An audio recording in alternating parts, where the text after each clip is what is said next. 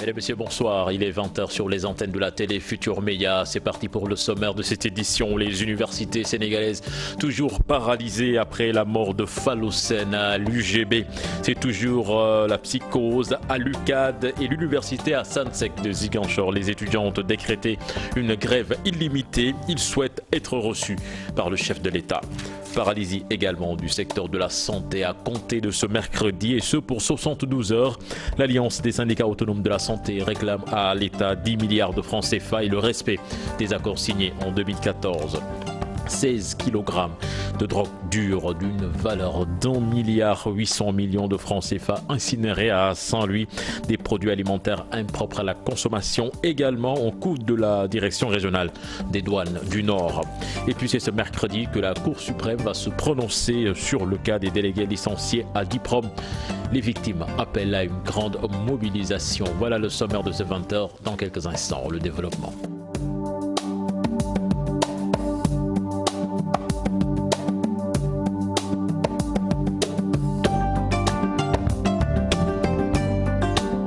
Bienvenue à toutes et à tous à l'université Gaston Berger de Saint-Louis. C'est toujours la psychose une semaine après la mort de Fallou Sène. La vie dans ce temple du savoir est au ralenti.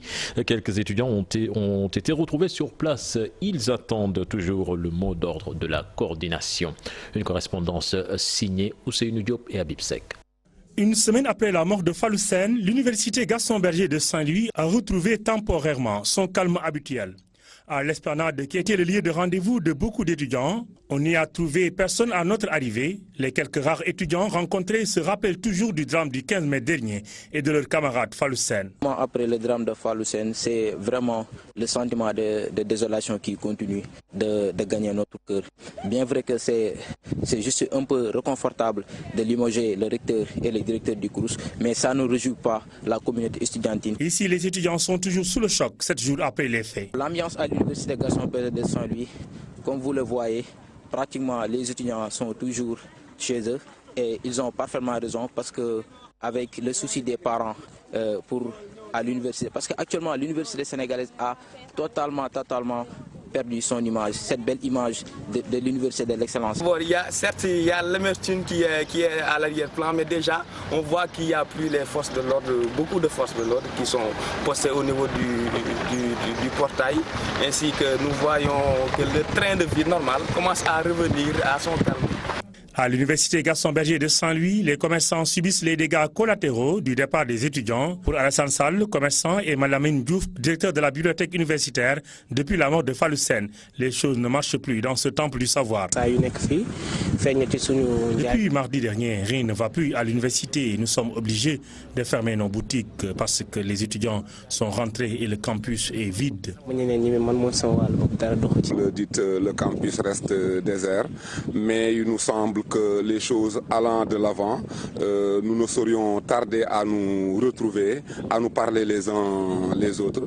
Une semaine après la mort de Fallou Sène, l'université s'est complètement vidée de son monde. Les étudiants attendent toujours le mot d'ordre de la coordination et réclament justice dans cette affaire qu'on peut appeler désormais l'affaire Fallou Sène.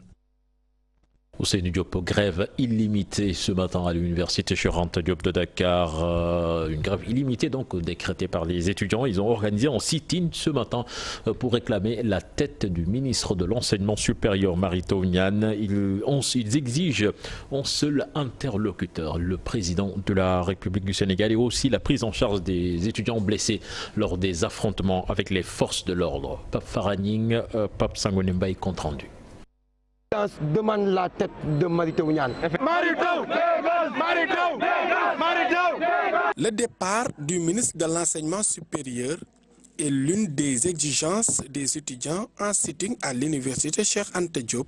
Une semaine après l'assassinat de Fallou Sène, ils ont décidé de bouder les amphithéâtres. Nous avons jugé opportun d'organiser ce sitting pour fustiger ce qui s'est passé et nous le savons tous. La mort lâche de Serigne Fallou Sène. Et nous exigeons à ce que justice soit faite. Et une justice pas comme les autres justices. Je veux nommer l'affaire sur Bassirou Faye et sur Baragaï. Et décréter une grève illimitée sur le campus universitaire. Illimitée pour le moment. Parce que si on nous appelle à négocier, nous allons négocier. Maintenant, les étudiants ne veulent plus d'intermédiaires. Leur seul interlocuteur, le président de la République, pour discuter de leur plateforme revendicative. Nous demandons au président de la République également de nous recevoir, car nous sommes en train de finaliser un document, une plateforme revendicative. Et nous voulons en discuter qu'avec lui, aucun intermédiaire. Nous exigeons également une évaluation et même une assise sur les réformes de l'enseignement supérieur. Ils exigent aussi la prise en charge totale des étudiants de l'UCAD blessés lors des affrontements. Qu'il y a eu des blessés graves lors des affrontements entre policiers et gémis. Et nous, 7 blessés graves. Et nous exigeons à ce que ces blessés-là soient pris en charge. Les étudiants de l'université Cheikh Anta Diop se démarquent de toute tentative d'harmonisation des manifestations. Les étudiants de Dakar veulent mener le combat à leur manière pour que justice soit faite.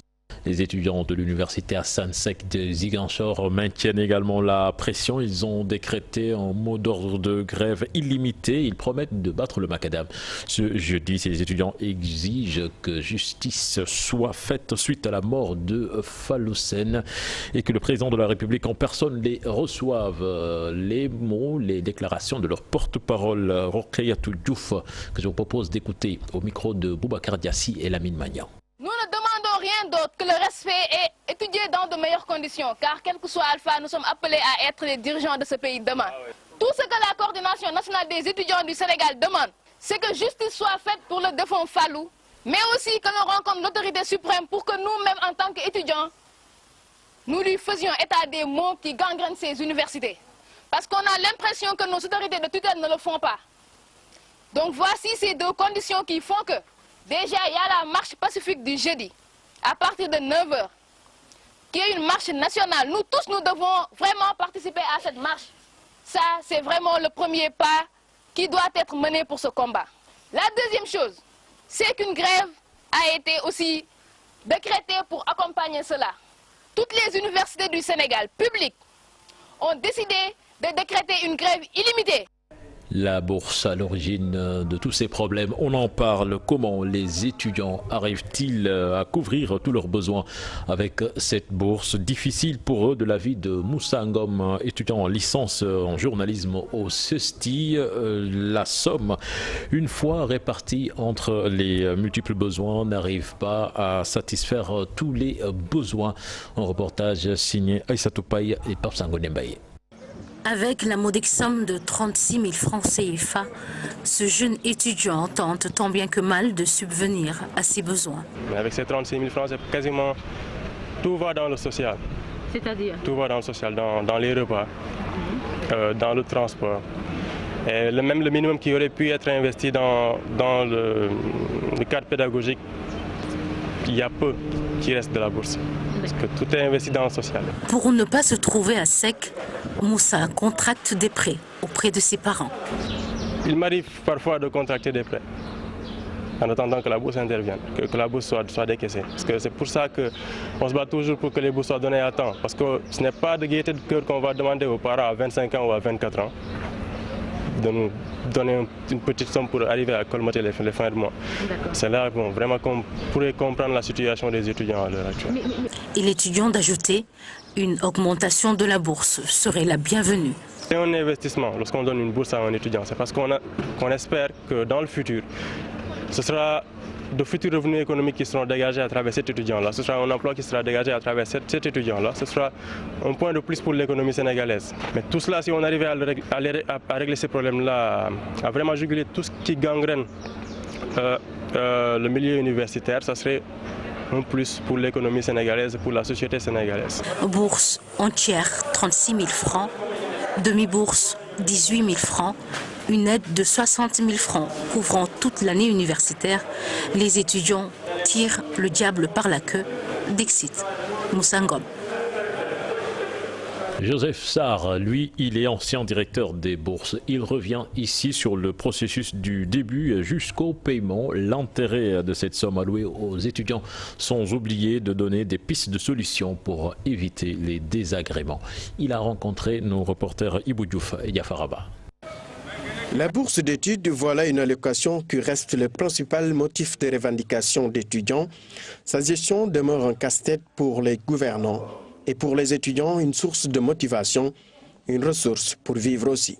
Il y a la bourse entière qui est de 36 000 francs par mois. Il y a la demi-bourse, 18 000 francs par mois. Maintenant, il y a la bourse d'excellence qui permet à un étudiant qui a une mention bien ou très bien au baccalauréat d'avoir une allocation de 60 000 francs par mois. Depuis quelques années, le système de paiement est effectué via une banque, mais les lenteurs notées dans ce processus demeurent. Pour qu'il soit valide, il doit passer d'abord au ministère des Finances pour validation. C'est-à-dire il faut qu'il soit validé par le COF, le service du contrôle des opérations financières.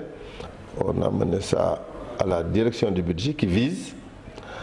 Ensuite, ce dossier, ces documents étaient envoyés au contrôle financier avant d'atterrir au ministère de l'enseignement supérieur pour signature du ministre et immatriculation par la primature. Et tous ces documents reviennent à la direction des bourses qui les envoie maintenant au Trésor public à travers la direction générale des finances pour que ce service procède au paiement. Comment peut-on arriver à payer les bourses à temps et éviter les désagréments notés? Une question encore d'actualité. Maintenant, est-ce que le système d'avoir une seule banque est efficace? Je pense on peut discuter de ça. Je pense qu'il faudrait qu'on puisse s'organiser également autour des systèmes de paiement à distance. Le professeur Joseph Sarr est ancien directeur des bourses. Il précise que la gestion de ces allocations reste une question complexe qui mérite encore plus de réflexion pour faciliter la tâche aux acteurs qui s'occupent de la question des bourses. Et puis retenez que le directeur des bourses est bénévole. Il perçoit une indemnité de 60 000 francs CFA. La précision est de Joseph Sarr, ancien directeur donc de cette institution. Des informations très loin de la croyance populaire qui fait que les responsables, des directeurs des sociétés sont bien traités financièrement. Joseph Sarr que je propose toujours d'écouter au micro d'Ibou Diouf. La direction des bourses est dirigée par un bénévole, disons. Quand vous êtes nommé, on ne dit pas « Monsieur tel précédemment ». Non, on dit « Monsieur tel enseignant à l'UCAD est nommé ». Ça veut dire que vous continuez à être enseignant à l'UCAD, votre salaire vient de l'UCAD et vous bénéficiez d'une indemnité mensuelle d'environ 60 000 francs. Donc on peut considérer que c'est du bénévolat qu'on fait. J'ai touché 60 000 francs par mois pendant ces 2 ans-là. Le ministre Tidjanba, que Dieu ait pitié de son âme, m'a proposé de me nommer directeur des bourses. Je lui avais dit que ce n'était pas une bonne idée. Parce que mes cheveux vont blanchir, je vais être agressé par 100 000 étudiants et à la fin, on dira que j'ai volé l'argent de la direction des bourses. Autre aspect de l'actualité à présent, attaque à main armée dans le village de Ngoï, dans le département de Bambey. Les assaillants emportent 3 millions de francs CFA et blessent 2 personnes, dont un imam. Les détails dans cette correspondance signée Babacar Diouf et Ndongo Ndiaye. 10 personnes lourdement armées attendaient le camion qui devait arriver au marché central de Ngoï. À peine le moteur coupé, les assaillants l'ont arrosé de balles de fusil de chasse. Les apprentis ont pris la fuite, le chauffeur gravement blessé et évacué à l'hôpital de Touba. Les populations de cette bourgade du département de Bambey ont peur pour leur sécurité. Elles exigent l'érection d'un poste de gendarmerie. Ils ont blessé le chauffeur et un chef religieux qui s'appelle Narson. Actuellement, ils ont été évacués à l'hôpital Dianatou de Touba avec 7 tirs de balles. Maintenant, ce qu'on veut, donc, ici, l'installation d'une brigade de gendarmerie. C'est une nécessité pour la population d'Ongoy. Parce que la commune d'Ongoy compte environ 52 000 villages, presque 52 villages, avec une population qui emmagasine les 60 000 âmes. Ce n'est pourtant pas la seule doléance. Ce qu'on veut, ce n'est rien d'autre que la sécurisation du poste à travers une clôture. L'autre action, c'est le dos d'âne. Depuis 2012, nous courons pour la réalisation de ce dos d'âne-là. Parce qu'il y a des morts d'animaux. Pour qu'il n'y ait pas de mort d'homme, il urge pour nous de convoquer une marche. En plus du chauffeur du camion qui aujourd'hui est dans un état critique, les assaillants ont aussi blessé un vieux chef religieux avant d'emporter avec eux la somme de 3 millions de francs. Le sous-préfet de la localité a rendu compte, attendons la réaction de ses supérieurs. Vous l'annoncez dans les titres de ce journal, l'Alliance des syndicats autonomes de la santé va paralyser le secteur durant 72 heures à compter de ce mercredi. À cela s'ajoute une marche nationale. Ces syndicalistes réclament à l'État du Sénégal 10 milliards de francs CFA de dette et le respect des accords signés depuis 2014. Elle faisait face à la presse cet après-midi. Compte rendu signé Habib Faye et Youssou Baro.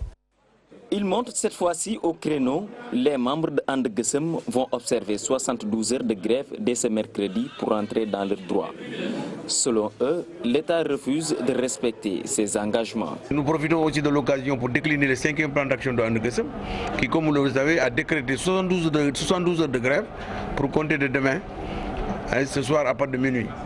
Pour la simple et bonne raison que jusqu'à présent, nous ne sentons pas, en tout cas, la volonté réelle de prendre en charge les problèmes qui se posent dans le secteur et qui ont été traduits dans le cadre d'une plateforme qui a été déposée et sanctionnée par un préavis de grève depuis le 27 décembre. Pendant ces 3 jours, Sidi Ndiaye et compagnie comptent sillonner quelques régions du pays. Ils vont tenir une marche nationale. Nous estimons qu'il est temps que nous puissions accélérer la cadence parce qu'aujourd'hui, la base exige une radicalisation. C'est-à-dire qu'au-delà des 72 heures de grève, nous allons faire une marche nationale demain, jeudi, à Kermassar. Et nous allons multiplier en tout cas les descentes sur le terrain à Tivaouane et dans les régions. L'Alliance And Gueusseum prend responsable le gouvernement de la situation. Fin de discussion pour nous. Aujourd'hui, il ne s'agit pas de négocier. On demande des actes concrets. Des actes concrets tels qu'ils ont été promis, tels qu'ils ont été consacrés par des accords dûment signés. Que chaque partenaire respecte ses engagements. C'est ça aussi la crédibilité. Un partenariat responsable, c'est le respect des engagements pris. L'Alliance des syndicats autonomes de la santé réclame à l'État plus de 10 milliards de francs de dette pour leurs camarades contractuels du plan Cobra et de la JICA. Malika dit non à l'attribution de son littoral à la mairie de Yeumbeul Nord, aux promoteurs immobiliers ou à de tierces individus. Selon les jeunes, des prédateurs du foncier veulent faire main basse sur leurs terres avec la complicité de l'administration territoriale pour défendre son littoral. Malika se dit prête à tout. Les jeunes ont tenu en sit-in ce matin. Donc là-dessus, je propose de suivre les propos de leur porte-parole. Il s'appelle Ahmad Ba. Il est interrogé par Salif Sow et Asmalik Diop. Nous sommes ici actuellement pour dénoncer un fait qui se produit actuellement à Malika. Il se trouve qu'il y a le décret 96-745 du 30 août 96 et qui délimite la commune de Malika. Mais maintenant que la VDN est passée par là, il y a des communes jusque-là inconnues du territoire qui veulent réclamer des terres ici. Et ça, nous sommes ici pour le dénoncer. Quelle commune? La commune de Yeumbeul précisément. Il se trouve que le gouverneur et le préfet veulent octroyer des terres à la commune de Yeumbeul Nord, ici dans notre propre territoire. Et ça, nous allons nous défendre jusqu'à notre dernière énergie. Nous sommes en train de dérouler un programme et dans les prochains jours, nous allons rendre public notre plan d'action. Et Inch'Allah, on va continuer la bataille, on va se défendre, on va défendre notre commune. Nous les jeunes en tout cas, et derrière, il y a toute la population de Malika. Nous n'accepterons pas que d'autres communes viennent décréter des appartenances qui ne sont pas réelles.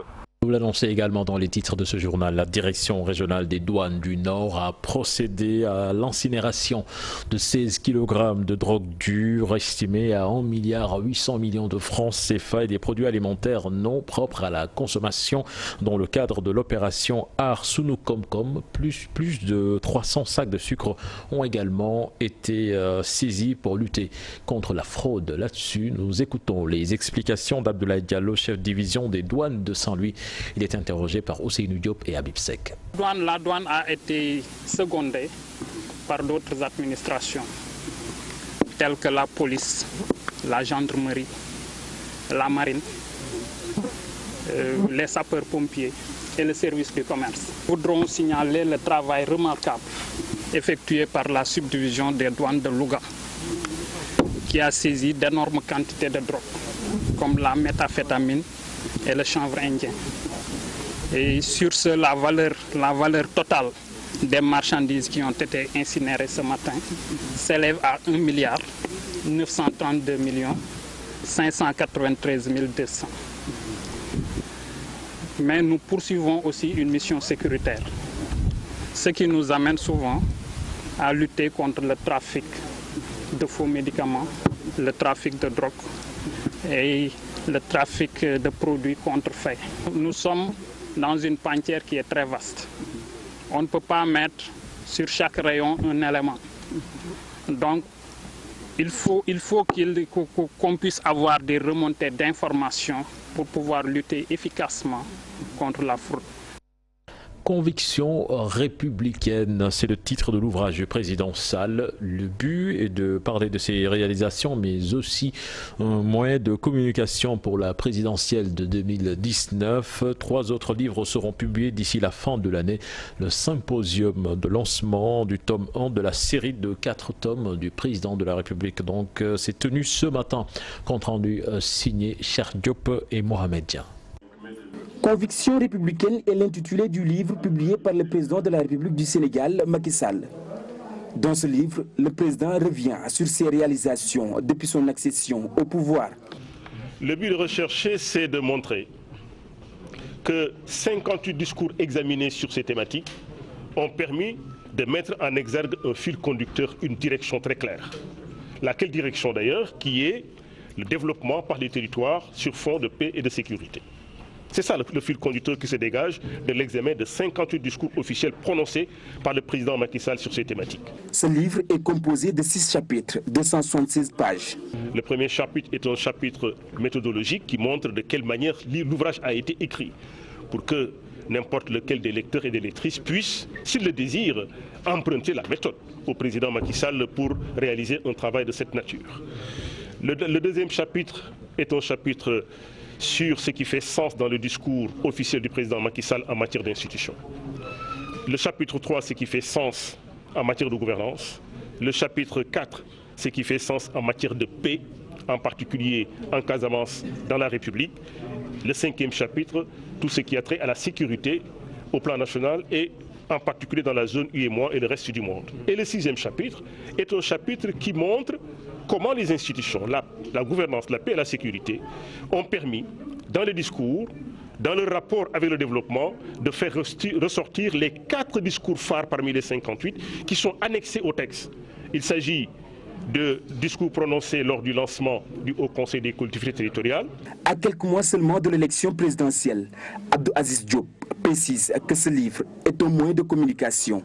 Bien entendu, c'est une communication, mais une communication dont le seul objectif est de contribuer à asseoir dans notre pays un débat civilisé, pour que toutes les voix, qu'elles soient de l'opposition ou du pouvoir, soient audibles. Dans ce même sillage, il est annoncé que le président va publier 3 autres ouvrages d'ici la fin de l'année. Toutefois, le tome 1 sera dans les librairies à partir du 25 mai prochain. Puis la Cour suprême de Dakar se prononce ce mercredi sur le cas des délégués licenciés à DIPROM. Un procès prévu sans que les avocats de la partie civile ne soient saisis. Les victimes dénoncent et appellent à une grande mobilisation devant la Cour suprême. Ibrahim Sey, porte-parole du collectif, que je vous propose d'écouter au micro de Salif Sow. Après le refus de l'inspection du travail d'utiliser le licenciement des délégués du personnel ce que le ministre du Travail a confirmé et le tribunal du travail. Diprome a introduit une requête au niveau de la Cour suprême pour excès de pouvoir du ministre du Travail. À notre grande surprise, nous avons appris que le délibéré sera vidé le 24 mai 2018 sans que les travailleurs et leurs avocats soient informés au préalable. Connaissant Cheikh Mbacké Seye, PDG du groupe Diprome, pour ces pratiques, nous sommes très inquiets par rapport à la tournure que prend ce dossier. Car à chaque fois que Diprome est dos au mur pour payer ce que le tribunal du travail de Dakar nous a accordé, nous constatons malheureusement qu'il y a des procédures illicites pour retarder ou même bloquer le paiement que Diprome fait. Nous lançons un appel à tous les travailleurs du Sénégal, nos femmes, nos enfants et tous les défendeurs des droits de l'homme à venir assister à ce que nous appelons le délibéré de ce soir au niveau de la Cour suprême, ce jeudi 24 mai 2018. Et nous croyons que le droit sera dit. Nous sommes des pères de famille et sommes restés 2 ans sans salaire, sans ressources, et nous vivons des conditions très difficiles. Et puis joint au téléphone par notre correspondant en banlieue, la direction de Diprome n'a pas souhaité réagir à la sortie de ses ex-travailleurs. Abdoul Aziz Kébé, le délégué général au pèlerinage à la Mecque, s'est prononcé sur l'actualité. Il appelle les uns et les autres à savoir raison garder, éviter des discours séditieux. Selon lui, le Sénégal a besoin d'hommes positifs pour la construction nationale. Il a animé une conférence religieuse sur les préparatifs du prochain pèlerinage à la Mecque. Je vous propose de l'écouter. Il est interrogé par Cheikh Anta Diop. Quand une société établit une religion, une pratique contenue sur les querelles, sur les polémiques stériles, cela nous éloigne de ce qui est essentiel et de ce qui peut entraîner des consensus qui construisent un devenir durable. Quand également nous nous tournons plus sur les futilités, nous nous détournons de tout ce qui est utile. Et ces éléments-là, de mon point de vue, sont des indications que nous donne le Coran pour que nous nous recentrions sur ce qui peut être pour nous des ressources, des compétences de vie pour construire la société. Parce qu'il ne sert à rien de sembler adorer Allah si on ne peut pas être un homme ou une femme positif ou positive dans la société. Et c'est ça ce que nous enseigne le pèlerinage. Être positif, avoir une conscience de Dieu absolue. Et quand on a une conscience de Dieu absolue, ce que je disais tout de suite, les 3 attributs que Allah nous a donnés et qui nous servent de clés, aussi bien pour la construction de notre société que pour entrer dans notre demeure paradisiaque, ces 3 attributs, c'est la miséricorde et la compassion, mais également c'est la paix. La paix se construit par, évidemment, une confrontation d'idées, une confrontation d'arguments, mais une confrontation d'idées objectives, d'arguments raisonnables, et non pas une confrontation seulement sur la base, disons, de fausses nouvelles, ce que vous appelez les fake news, sur la base d'une prolifération de scènes amorales, n'est-ce pas, dans les réseaux sociaux, sur la base de la transmission de tout ce qui peut engendrer la haine, la discorde, la colère au niveau des populations. L'islam nous enseigne à être positif, à ensemencer les graines de la paix, à ensemencer les graines de la fraternité. Et puis après la sortie de Sidi Lamine Niasse taxant Idrissa Seck de franc entrepreneur, l'accusé n'a pas mis du temps à répondre. Il se dit musulman de confrérie mouride. Idrissa Seck faisait face à la presse cet après-midi à Thiès. Certainement, nous y reviendrons dans nos prochaines éditions. Les conférences religieuses foisonnent durant le mois de Ramadan. L'organisation de ces manifestations cause souvent beaucoup de désagréments aux riverains. L'imam Maktar Ndiaye condamne ces actes qui ne sont pas, dit-il, conformes aux enseignements de la religion. C'est un reportage signé par Faraning et Mardia.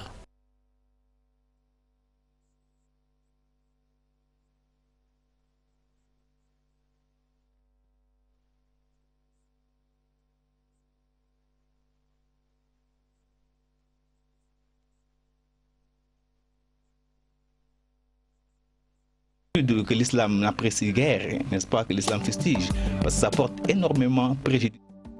Et l'islam est une religion en fait qui condamne tout acte qui porte préjudice, n'est-ce pas, à ton voisin ou à ton frère musulman.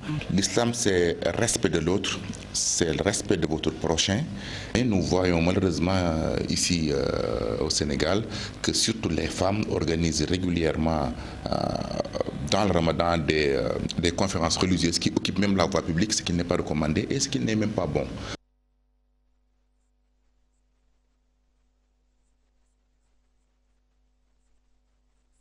Convoqué dans tout le quartier des conférences dites religieuses. Les mosquées, les muezzins, n'est-ce pas, les cassettes coraniques qu'on met souvent à des heures vraiment tardives, la nuit.